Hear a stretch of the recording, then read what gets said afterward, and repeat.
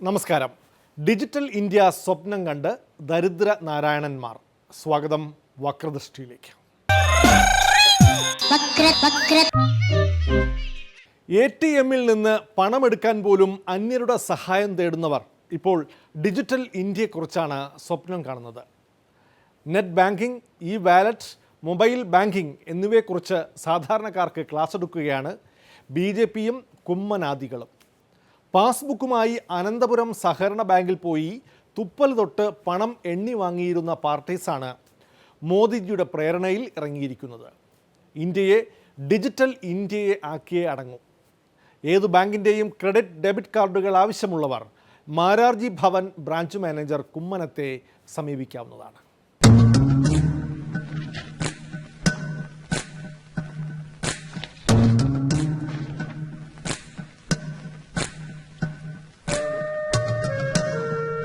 വട്ടോളി മാഷിന്റെ ഇരിപ്പിനെ കുറിച്ച് പറയാനല്ല ഞാൻ വന്നത്. കുട്ടികൾ ക്ലാസ്സിൽ എങ്ങനെ ഇരിക്കുന്നു എന്ന് കാണിക്കാനാണ്. നട്ടല് വളച്ച് ഒടിഞ്ഞു കുത്തി പിന്നെങ്ങനെ ഈ കുട്ടികൾ ആരോഗ്യവാന്മാരും ബുദ്ധിമാന്മാരും ആകും? നട്ടലിലാണോ ബുദ്ധി ഇരിക്കുന്നത്? നട്ടല് നിവർന്നിരുന്നാൽ മാത്രമേ സ്പൈനൽ കോഡ് ഊർജ്ജസ്വലമാകൂ. പിന്നെ എന്തിനാ ഇങ്ങനെ വളഞ്ഞു കുത്തി നിൽക്കുന്നത്? എല്ലാം നമ്മുടെ നാട്ടിൽ വേണ്ട ഇതൊന്നും നടപ്പില്ല എന്ന് പറയുന്ന തനി അറുപഴഞ്ചൻ പഴമയുടെ പഴകിദ്രവിച്ച മാമൂലികളുമായിട്ട് ഈ ഭരണം നടത്തുന്ന LDF സർക്കാരിന് എങ്ങനെയാണ് ഇനി മുന്നോട്ടേക്ക് പോകാൻ കഴിയുക?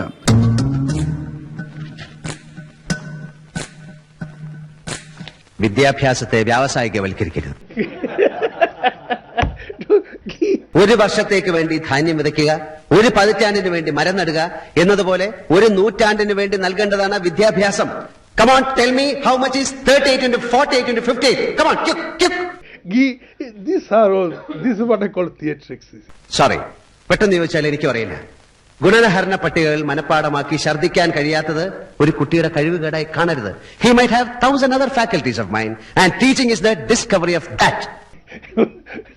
ഒരു കർഷക സഹോദരൻ അദ്ദേഹത്തിന് ഈ സൗകര്യത്തിൽ പങ്കാളിയായിക്കൊണ്ട് അദ്ദേഹത്തെ കൂടി ഇതിൽ പങ്കാളികളാക്കിക്കൊണ്ട് അതേ തുടർന്ന് ആയിരക്കണക്കിന് ആളുകളെ ഈ സൗകര്യത്തിന്റെ ഗുണഭോക്താക്കളാക്കി മാറ്റിയെടുക്കാൻ ഭാരതീയ ജനതാ പാർട്ടി ശ്രമിക്കും.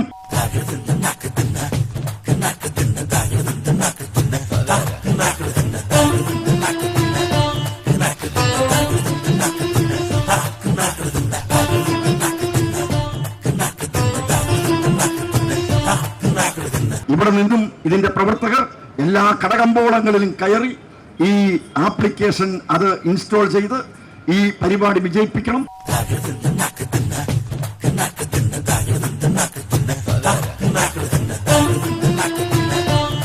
ഈ വെണ്ടയ്ക്ക് എന്താ വില?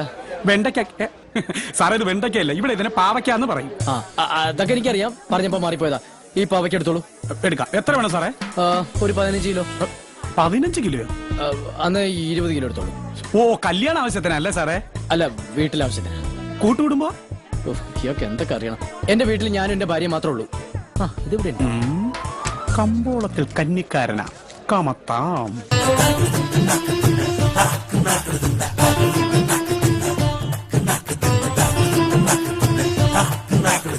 ഇതൊരാനയല്ല, അല്ല. ഇത് തേങ്ങയല്ല, അല്ല. ഇത് ഒലക്കയുമല്ല, അല്ല. നിനക്കെന്താ തലയ്ക്ക് ഭ്രാന്തുണ്ടോ? എനിക്ക് ഭ്രാന്തില്ലെന്ന് മറ്റുള്ളവരെ ബോധ്യപ്പെടുത്താനും സ്വയം തെളിയിക്കാനുമാണ് ഇത്രയും പറഞ്ഞത്.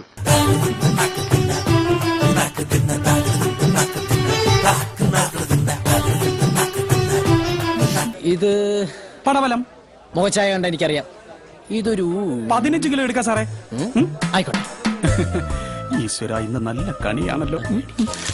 ഇവിടെ കൂടി നിൽക്കുന്ന എല്ലാവരും അവരവരുടെ ഈ മൊബൈൽ ഫോണിൽ ഈ ഒരു മൊബൈൽ ബാങ്കിംഗ് എന്ന് പറയുന്നത് ഇൻസ്റ്റാൾ ചെയ്ത് നിങ്ങളും നിങ്ങളുടെ സാമ്പത്തിക ഇടപാടുകൾ സുതാര്യമാക്കുക, സുസ്ഥിരമാക്കുക, യാതൊരു കുഴപ്പവും കൂടാതെ മുന്നോട്ടേക്ക് പോകുക. പിന്നെ നാളെ ഇവിടെ തന്നെ പച്ചക്കറി വാങ്ങാൻ വരണം. അല്ലെങ്കിൽ ഒരു കാര്യം ചെയ്യാം, പച്ചക്കറി ലോറി വരുമ്പോഴേ സാറിന്റെ വീട്ടിൽ നിർത്തി ഇറക്കിയിട്ട് എന്തേലും മിച്ചം ഉണ്ടെങ്കിൽ ഇവിടെ ഇറക്കിയാൽ മതിയല്ലോ. അതായിരിക്കും സൗകര്യം. Good idea. എവിടെ ഫിഷ് മാർക്കറ്റ്? ഈശ്വര, എനിക്ക് മീൻ കച്ചവടം കൂടെ ഇല്ലാതെ പോയല്ലോ. മൊബൈൽ ബാങ്കിങ്ങിനെ കുറിച്ചാണ് കുമ്മനം ചേട്ടൻ പറഞ്ഞതെങ്കിലും ഈ നടന്ന നാടകം മൊബൈൽ ബാങ്കിങ് ആയിരുന്നില്ല. ബാങ്ക് അക്കൗണ്ടുള്ള ഒരു കർഷകനെ കൊണ്ട് ഡെബിറ്റ് കം ATM കാർഡ് ഉപയോഗിച്ച് കടയിൽ നിന്ന് സാധനം വാങ്ങിപ്പിക്കുകയായിരുന്നു കുമ്മനം ചേട്ടൻ. പോയിന്റ് ഓഫ് സെയിൽ അഥവാ POS മെഷീനുള്ള കടകളിൽ നിന്ന് അക്കൗണ്ടിൽ പൈസ ഉള്ളവർ ഇപ്പോൾ തന്നെ കാർഡ് ഉരച്ചും ഓൺലൈൻ വിപണിയിൽ നിന്നും സാധനങ്ങൾ വാങ്ങാറുണ്ട്. കച്ചവടക്കാർ ഇത്തരം മെഷീനുകൾ കൂടുതലായി വാങ്ങുന്നുവെന്നത് സത്യം. കേന്ദ്ര സർക്കാർ ബാങ്കുകളോട് 10 ലക്ഷം മെഷീനുകൾ പുതുതായി ഇൻസ്റ്റാൾ ചെയ്യാനും ആവശ്യപ്പെട്ടിട്ടുണ്ട്. ഡിജിറ്റൽ ഇന്ത്യ എന്നാൽ ചുക്കാണോ ചുണ്ണാമ്പാണോ എന്നറിയാത്ത നാട്ടിലെ BJP ഘടകങ്ങളെ ഡിജിറ്റൽ ഇന്ത്യ പദ്ധതിയുടെ നടത്തിപ്പ് തന്നെ ഏൽപ്പിക്കാവുന്നതാണ്. ഇവിടെ നിന്ന് നിവർന്ന് നിൽക്കാൻ നിവൃത്തി പോലും ഇല്ലാത്ത അവശരായിട്ടുള്ളവരെ മുഴുവൻ കുത്തിയിളക്കി അവരെ വിഭ്രാന്തി പരത്തി 1-ാം തീയതി തന്നെ ട്രഷറിയുടെ മുമ്പിൽ കൊണ്ടുവന്നിട്ട് ഈ സർക്കാരിന് എന്ത് നേട്ടമുണ്ടായി? മോഡി സർക്കാരിന്റെ മേൽ കരുതേച്ച് കാണിക്കാൻ, ചെളിവാരി എറിയാൻ ഇത്തരത്തിലുള്ള വേഷം കെട്ടലുകൾ ആവശ്യമുണ്ടോ? ഇതൊക്കെ എന്താ ഇങ്ങനെയൊക്കെ അടിസ്ഥാനരഹിതമായ കാര്യങ്ങൾ ഇദ്ദേഹം പറയണത്? എനിക്ക് ഒറ്റ ന്യായമായിട്ടൊരു ഊഹമുള്ളൂ. സാമ്പത്തിക ശാസ്ത്രം പഠിച്ചിട്ടുള്ള തോമസ് ഐസക്കിനേക്കാൾ തമിഴ്നാട്ടിലെ ധനകാര്യ വകുപ്പ് കൈകാര്യം ചെയ്യുന്ന അത്ര പഠിപ്പില്ലാത്ത O. പനീർസെൽവമാണ് കുമ്മനത്തിന് മികച്ച ധനകാര്യമന്ത്രി. ശമ്പള ദിവസം തമിഴ്നാട്ടിലെ ട്രഷറികളിലും ബാങ്കിലും ഉണ്ടായ തിരക്കിനെക്കുറിച്ച് അവിടുത്തെ പത്രങ്ങളിൽ വന്ന ചിത്രങ്ങൾ കുമ്മനം ചേട്ടൻ കണ്ടതുമില്ല.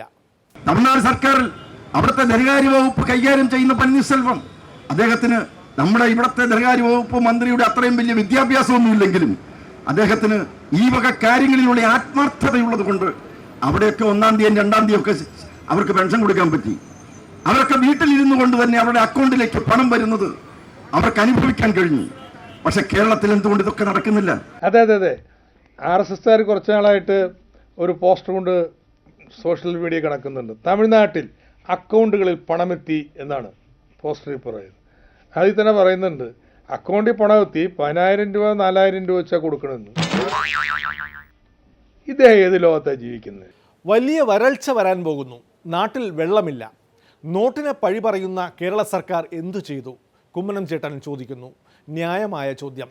വരൾച്ചയെ നേരിടാൻ ദുരന്ത നിവാരണ മാർഗങ്ങൾ ഇപ്പോഴേ ആലോചിക്കേണ്ടതാണ്. നോട്ടില്ലെങ്കിൽ ഡിജിറ്റൽ മണിയെങ്കിലുമുണ്ട്. വെള്ളമില്ലെങ്കിൽ എന്തു ചെയ്യും? ഒരു തുള്ളി വെള്ളം പോലും കുടിക്കാൻ നിവൃത്തിയില്ലാത്തൊരവസ്ഥയിലേക്ക് കേരളം പോയിക്കൊണ്ടിരിക്കുകയാണ്. 40% കണ്ടും മഴ കുറവാണ്. എന്നിട്ട് കേരള സർക്കാർ എന്ത് ചെയ്തു? കേരള സർക്കാർ ഒരു കാര്യവും ചെയ്യുന്നില്ല. ഇത്തവണ മഴ നേരത്തെ എത്തും. പാലക്കാട് താൻ എന്താ കാണിക്കുന്നത്? എന്റെ മാതൃഭൂമിയുടെ നന്ദി പോലോ. എന്തേ? ആ പേപ്പറേ. സോറി സാബ്ജി. സി മിസ്റ്റർ രാജേഷ് ഖന്ന, ഇപ്പുറത്തൊരാൾ നിൽക്കുമ്പോൾ അപ്പുറത്തുനിന്ന് വെള്ളം ഒഴിക്കാമോ? ആ ശരി. എന്റെ ഭാഗത്തും തെറ്റുണ്ട്. മോട്ടോർ വെഹിക്കിൾ ആക്ട് പ്രകാരം കാർ കഴിയുമ്പോൾ ഒരിക്കലും ലെഫ്റ്റ് സൈഡിൽ ഇരിക്കാൻ പാടില്ല. മാറിയിരുന്നേക്കാം.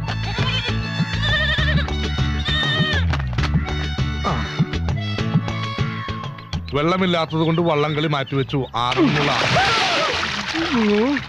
ഇയാളെന്ത് പണിയാണ് കാണിക്കുന്നത്? തന്നെ കൂടെ തോറ്റല്ലോ. I also failed of you. ഇനി ഐസക് വധം BJP നേതാവ് PK കൃഷ്ണദാസ് വക. നോട്ട് നിരോധനം ദേശീയ ദുരന്തമാണെന്ന നിലപാടിൽ ഉറച്ചു നിൽക്കുന്ന ഐസക് പരസ്പര വിരുദ്ധമായാണ് സംസാരിക്കുന്നത് എന്നാണ് കൃഷ്ണദാസിന്റെ കണ്ടെത്തൽ. അതിൽ അദ്ദേഹം പറയുന്നു, ആവർത്തിച്ചു പറയുന്നു, എങ്ങനെയായാലും കേന്ദ്ര സർക്കാരിന് ഇതുമൂലം 2.5 ലക്ഷം കോടിയുടെ ലാഭം ഉണ്ടാകും. എന്ന് അദ്ദേഹം പറയുന്നത് ഈ 2.5 ലക്ഷം കോടിയുടെ വിഹിതം ഞങ്ങൾക്ക് കിട്ടണം. ഇതല്ലേ നോക്കുകൂലി? ഇതല്ലേ നോക്കുകൂലി? ഒരു സമനില തെറ്റിയ ഒരു ധനമന്ത്രിയായിട്ട് ശ്രീമാൻ തോമസ് ഐസക് മാറിയിരിക്കുകയാണ്.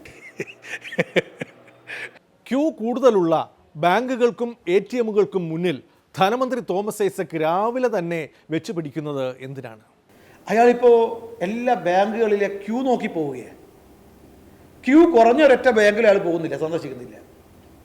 ക്യൂ കൂടുതലുള്ള എവിടെയെങ്കിലും ഉണ്ടോ എന്നുള്ള അന്വേഷണം അദ്ദേഹത്തിൻ്റെ സ്വന്തം ഓഫീസിലെ ആളുകളെ നേരത്തെ വിട്ടിട്ട് ഏതെങ്കിലും ബാങ്കിൻ്റെ മുന്നിൽ ക്യൂ ഉണ്ടോ എന്ന് അന്വേഷിക്കുക. ചില ദിവസം ക്യൂ ഇല്ലാത്തത് കൊണ്ട് അദ്ദേഹം സന്ദർശനത്തിന് പോകുന്നില്ല. ഏതെങ്കിലും ചില ബാങ്കിൽ ക്യൂ കണ്ടെത്തിയാൽ ഉണ്ടെന്ന് അദ്ദേഹത്തിൻ്റെ ഓഫീസിലെ ആളുകൾ അറിയിച്ചാൽ അവിടെ പോവുകയാണ്. ATMൽ ജീവിതത്തിൽ അദ്ദേഹം പോയിട്ടുണ്ടെന്ന് എനിക്കറിയില്ല.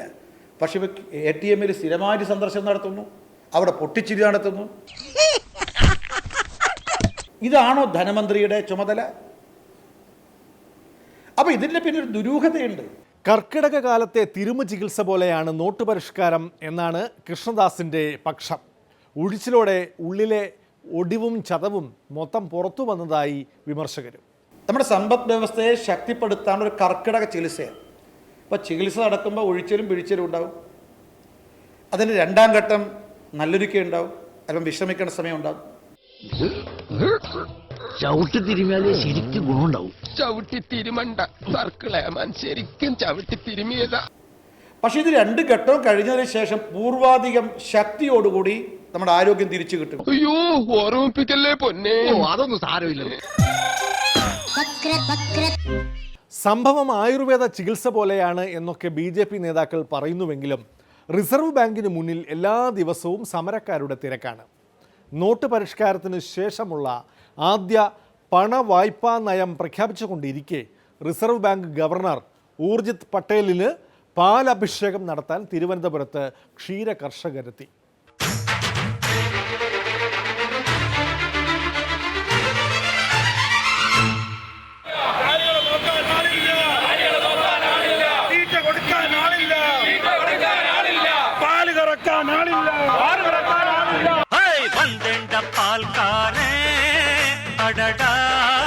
பசுமாட்ட பத்தி பாட போறேன், புது பாட்டு கட்டி ஆட போறேன்.